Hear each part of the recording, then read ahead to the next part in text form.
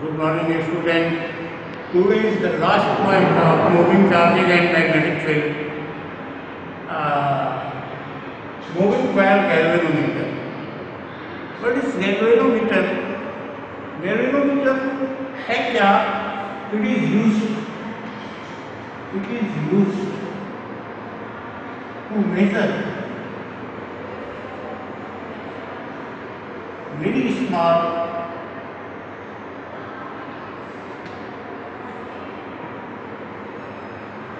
current in circuit. अच्छा, ये कोई जरूरी नहीं कि करंट को ही, इसको हम आपको बताएंगे कि how it is converted into ammeter and how it is converted into voltmeter. It can be used to measure potential difference also, but detection of current ये गैल्वेनोमीटर के द्वारा किया जाता है, क्योंकि इसमें जो इंडिकेटर होता है, ये स्केल होता है. स्केल में जो आपका जीरो होता है, जो इंडिकेटर अपनी मिड पोजीशन में जीरो पे होता है, तो इसके द्वारा आसानी से हम डिटेक्ट कर सकते हैं कि सर्किट में करंट फ्लो कर रहे हैं कि नहीं ले. मैंने चाहे वो इसका डिफ्लेक्शन क्लॉकवाइज भी हो सकता है, एंटी क्लॉकवाइज भी हो सकता है. दूसरी चीज, ये वर्क कैसे करता, मैंने इसका प्रिंसिपल क्या.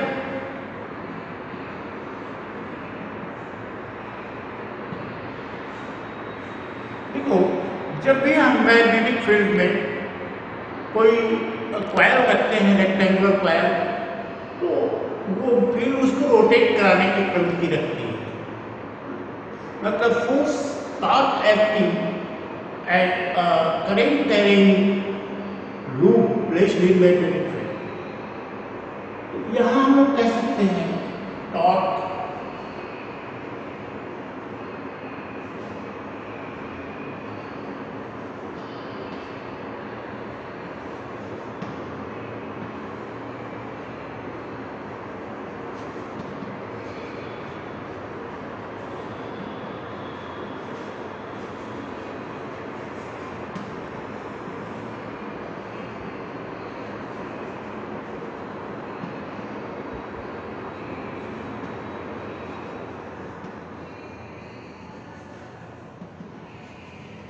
ये टॉर्क एक्ट कर रहा है.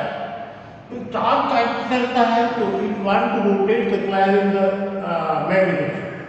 अब यहाँ देखिए है क्या, इसकी कंस्ट्रक्शन की बात करते हैं. तो ये जो नॉर्थ और साउथ लिखा हुआ है, आप देखो इस शेप का है आपका मैग्नेट, इस शेप का. Why is this shape? आप जानते हो फिजिक्स रटने की भाषा नहीं है. ऐसा नहीं कि आप रट्टा मार लो और फिजिक्स आपको आ जाएगी. फिजिक्स समझने की भाषा है. आप इसको समझो. कोई भी आप वीडियो देखते हो तो फर्स्ट ऑफ ऑल आपको ये सोचना चाहिए कि ऐसा हुआ क्यों ऐसा, ये आपका कहाँ से आ गया, तो इस तरह से क्यों, कैसे, और ये जो क्वेश्चंस हैं आपके, इनको अगर आप हर स्टेप के साथ लगाओगे तो फिजिक्स अपने आप क्लियर होती चली जाएगी. अब यहाँ देखो, ये जो मैग्नेट है नॉर्थ और साउथ पोल इसके वो इस तरह का रखा हुआ है. क्यों ऐसा है? इसको स्ट्रेट क्यों नहीं दे रहे? अगर स्ट्रेट लेते तो ये जो फील्ड लाइन्स है वो ऐसे होती. ये फील्ड लाइन्स रेडियल नहीं होती. अब यहाँ हमको रेडियल मैग्नेटिक फील्ड में आना है. ये परमानेंट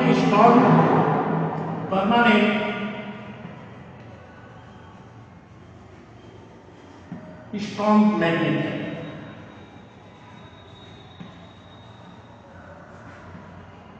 इसको फील्ड मैग्नेट भी बोल सकते हैं.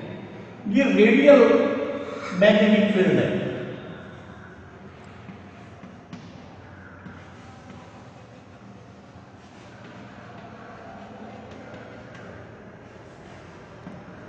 रेडियल मैग्नेटिक फील्ड से होगा क्या?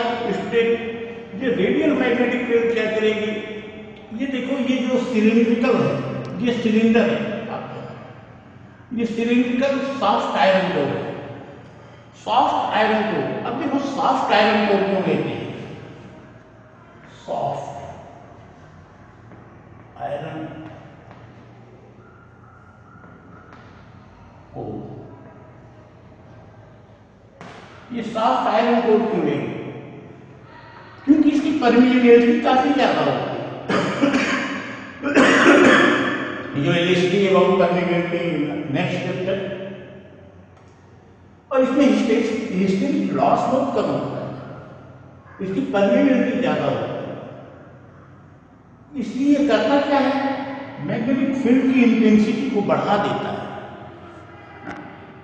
ये मैग्नेटिक फील्ड की इंटेंसिटी को बढ़ा देता है। तो ये सॉफ्ट आयरन कोर है, सिलिंड्रिकल है।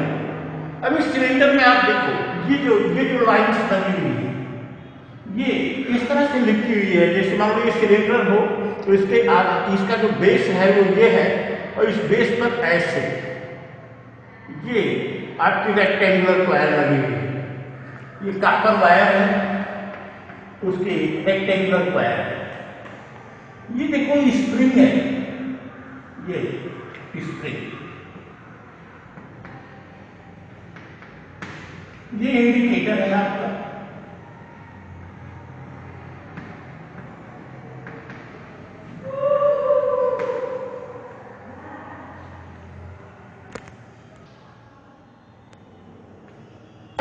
ये इंडिकेटर है। अब ये देखो ये स्केल लगा हुआ है, ये इसका कंस्ट्रक्शन है। आप देखो कंस्ट्रक्शन के लिए there are two field magnet, strong field permanent, strong permanent magnet. इसका ये शेप होता है because they make a radial magnetic field या मैग्नेटिक फील्ड रेडियल। यहाँ इसमें ये जो सॉफ्ट आयरन कोर है, सॉफ्ट आयरन कोर को लेते हैं इसलिए कि इसकी परमिएबिलिटी काफी हाई होती है, माने इसमें मैग्नेटिक प्रॉपर्टी काफी ज्यादा होती है। तो मैग्नेटिक प्रॉपर्टी ज्यादा होती है, इसका मतलब मैग्नेटिक फील्ड की इंटेंसिटी को तेजी के साथ बढ़ा देता है। और ये इसके साथ एक स्प्रिंग लगा हुआ है। ये स्प्रिंग क्या करता है, स्प्रिंग से इंडिकेटर लगा हुआ है, स्प्रिंग क्या करता है, अब देखो होगा क्या कि जब हम इसमें करंट फ्लो कराएंगे, जब इसमें करंट फ्लो करती है तो मैग्नेटिक फील्ड रेडियल है, तो रेडियल मैग्नेटिक फील्ड में करंट या फ्लो, मैग्नेटिक फील्ड हमेशा नॉर्मल है। आप देखो रेडियल का मतलब ये नॉर्मल है, और इस कॉइल में जब करंट फ्लो करेगी तो कॉइल इसके परपेंडिकुलर इसका प्लेन होता है और कॉइल पे एक टॉर्क लगेगा। आप जानते हो कि टॉर्क वो लगता है कॉइल पे, वो इसकी वर्किंग आप देखो,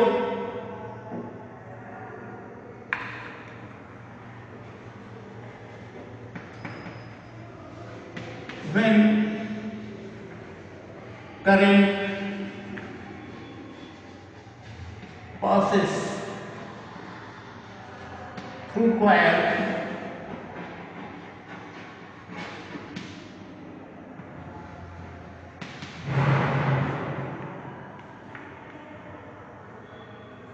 उस कंडीशन में क्या होता है, करंट जब कॉइल से पास होती है तो एक टॉर्क एक्स कॉइल टॉर्क पर M B sine theta, that is M I A B sine theta.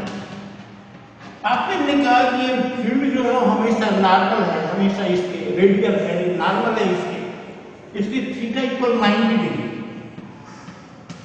तो टाउ इक्वल आपका हो जाएगा M I A B.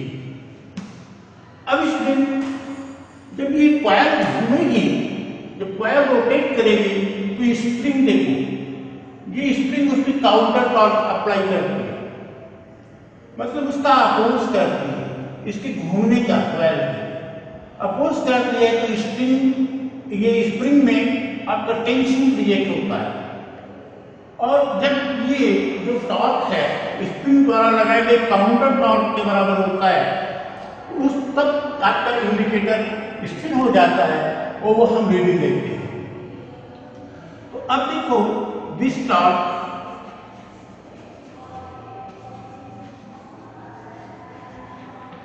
want to rotate the coil, so spring apply a counter torque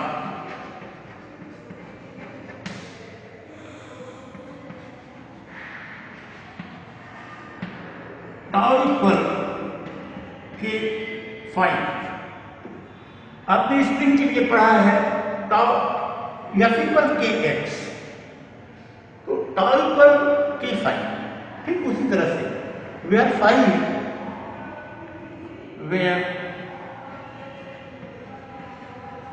phi is angular displacement,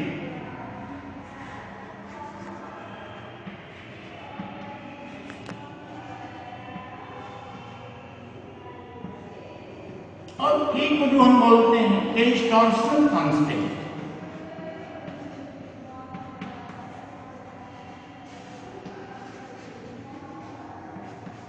means torque per unit angular displacement, torque per unit angle.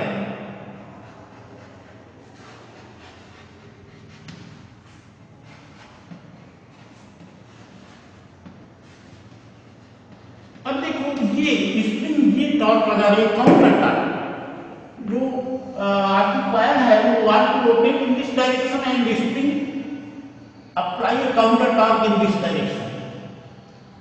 तो होगा क्या कि जब ये counter torque इसके बराबर हो जाएगा तो आपका इंडिकेटर वही रीडिंग देगा। तो अब देखो ये जो काउंटर टॉर्क है टॉर्क पर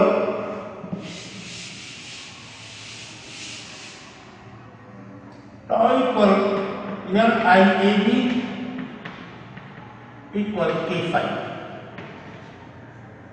और I equal K phi upon LAB।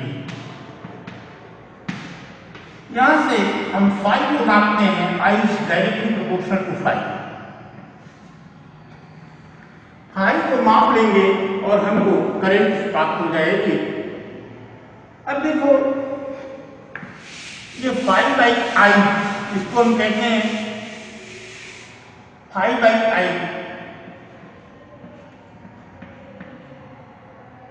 ये करंट सेंसिटिविटी इसकी बोली जाती है। फाई बाई आई इक्वल आपका क्यू के अपान यानी बी अपान के। Phi by I is called current sensitivity।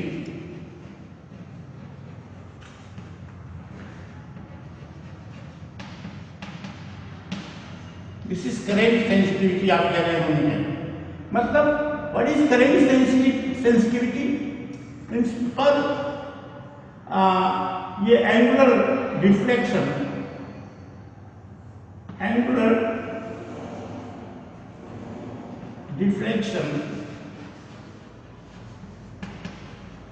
per unit current। देखो how you increase current sensitivity, current sensitivity को आप बढ़ाओगे कैसे? यहाँ नंबर ऑफ टर्न्स को आप बढ़ा दोगे तो करंट सेंसिटिविटी आपकी बढ़ जाएगी। इंक्रीजिंग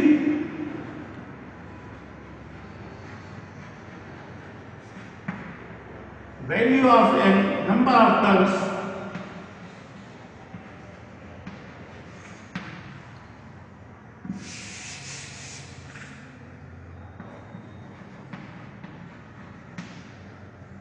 current sensitivity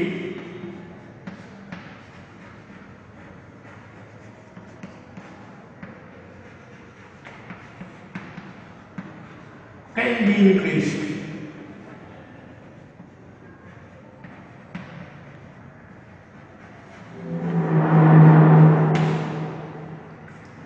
आप नंबर ऑफ टर्न्स को बढ़ा दो, करंट सेंसिटिविटी आपकी बढ़ जाएगी।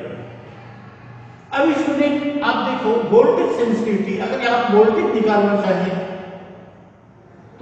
क्या होगा अगर हम V से डिवाइड करें इसको, तो आप देखें इक्वेशन आता है how will you increase current sensitivity in the moving coil galvanometer. तो increasing the number of turns in coil we can increase current sensitivity of galvanometer.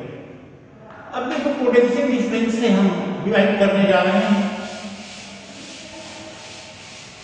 Resistance का मल्टीप्लिकेशन कर 5 upon I into R equal NAB upon K into R। अब देखो IR में V है, 5 upon V equal NAB upon K into ये this is called voltage sensitivity. This is voltage sensitivity.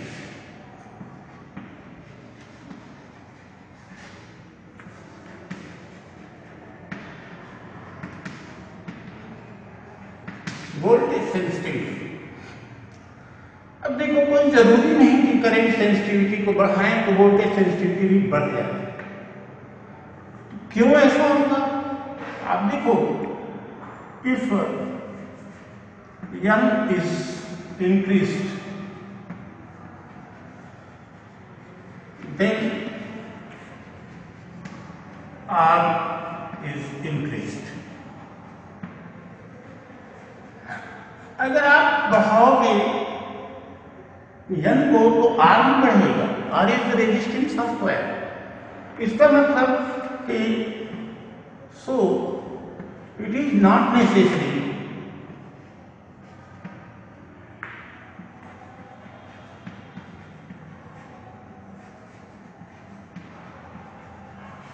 that after increasing current sensitivity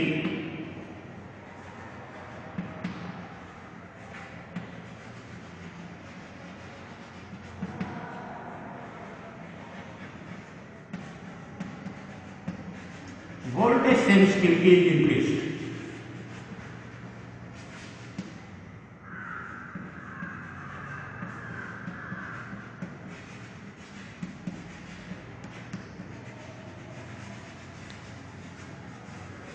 अब देखो student एक बात से समझ लो, ये आपका नॉर्थ पोल है, ये साउथ पोल है, ये परमानेंट मैग्नेट है और इसका शेप इस तरह का बनाया गया है जो मैग्नेटिक फील्ड को रेडियल हो। बीच में ये सिलिंड्रिकल सॉफ्ट आयरन कोर रखी हुई है, इस पे ये आपके जो रेक्टेंगुलर कॉइल फेरे लिपटे हुए हैं। यहाँ एक स्प्रिंग लगी हुई है, पायोन जिसको बोलेंगे, पायोन सहायता से स्प्रिंग है, स्प्रिंग से इंडिकेटर अटैच है, यहाँ एक स्केल लगी हुई है। अब जब हम इसमें करंट कॉइल में फ्लो करते हैं तो टॉर्क लगता है इस पर और इस टॉर्क के कारण कॉइल रोटेट करना चाहेगी, जिससे कि स्प्रिंग काउंटर टॉर्क इस पर अप्लाई करती है। जब टॉर्क MIAB काउंटर टॉर्क के 5 के बराबर हो जाता है तो इस इंडिकेटर आपका स्थिर हो जाता है, मतलब MIAB इक्वल K5 और आपका I equal K5 upon NAB। 5/I को हम करंट सेंसिटिविटी बोलते हैं, that is NAB upon K मिलता है, और 5/V को आप वोल्टेज सेंसिटिविटी बोलते हैं। तो ये रहा आपका मूविंग कॉइल गैल्वेनोमीटर। अब इसमें देखें how it is used as an ammeter. इसको एमीटर के रूप में हम कैसे यूज करते हैं।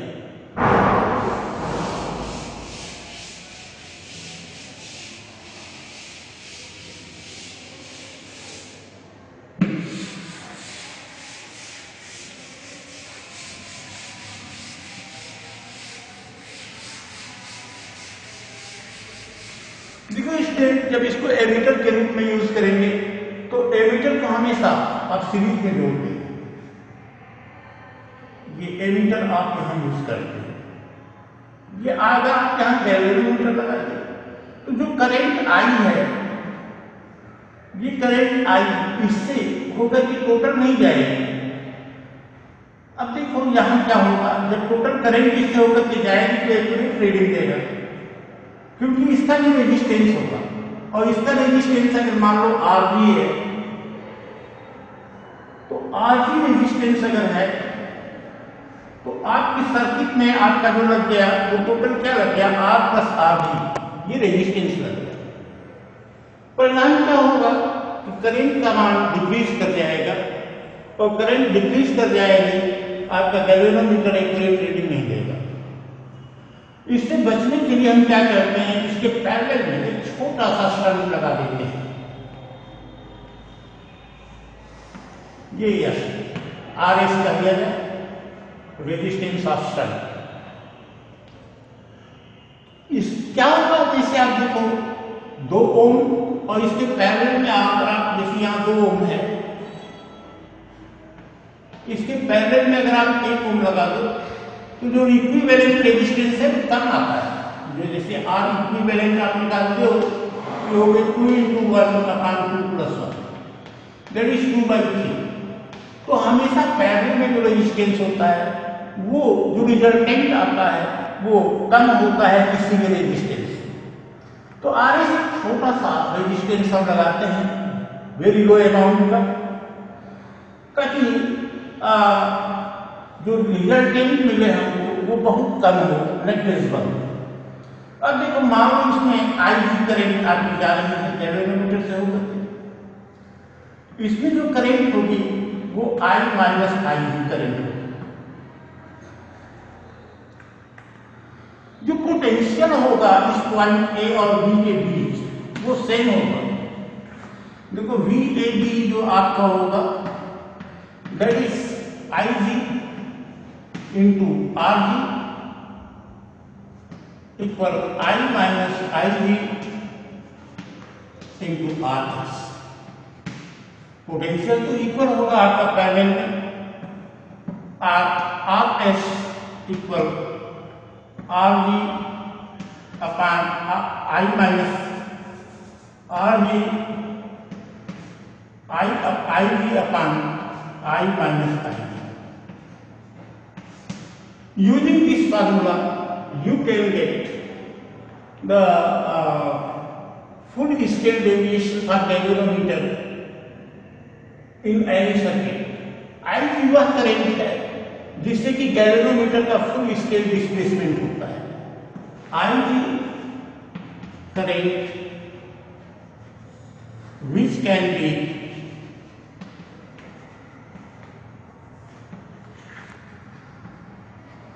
measured by galvanometer।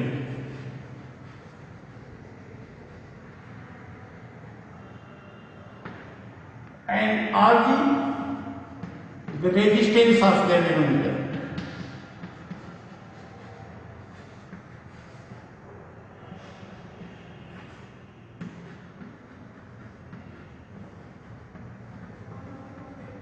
और R S resistance of shunt.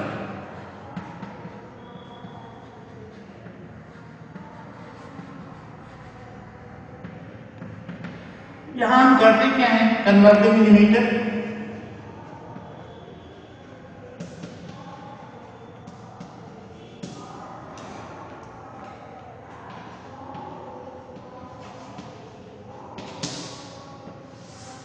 Very low resistance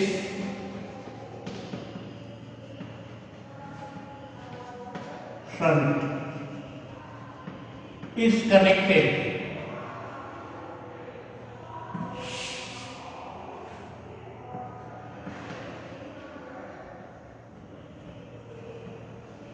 in parallel।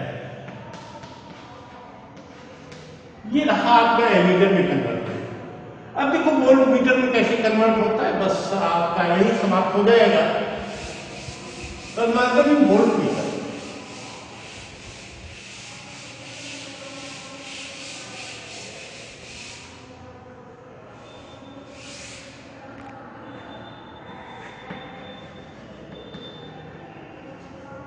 आप जानते हो वोल्ट मीटर को यूज करते हैं हम लोग पैरेलल में। ये सर्किट है आपकी और इसके वोल्ट मीटर यहाँ हमको यूज करना है। अगर गैल्वेनोमीटर हमने लगा दिया, अब करेंगे कि इसके सीरीज में एक हाई रेजिस्टेंस जोड़ते हैं। यहां से जो करंट चलती है ये आर है, आर एच हाई रेजिस्टेंस है, ये आर भी है, ये आर भी गैल्वेनोमीटर का रेजिस्टेंस। यहां देखो आई करंट इसमें अगर फ्लो करती है आई भी, तो इसमें आपकी करंट होगी आई माइनस आई। तो I minus I into are